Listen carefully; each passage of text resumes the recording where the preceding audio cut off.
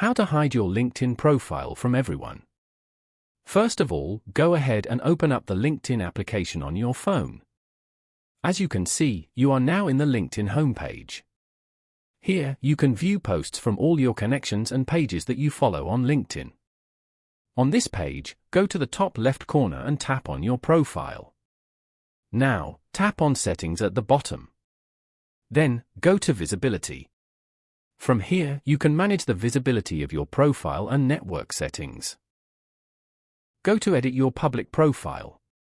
Here, you can control your profile's appearance for people who are not signed into LinkedIn.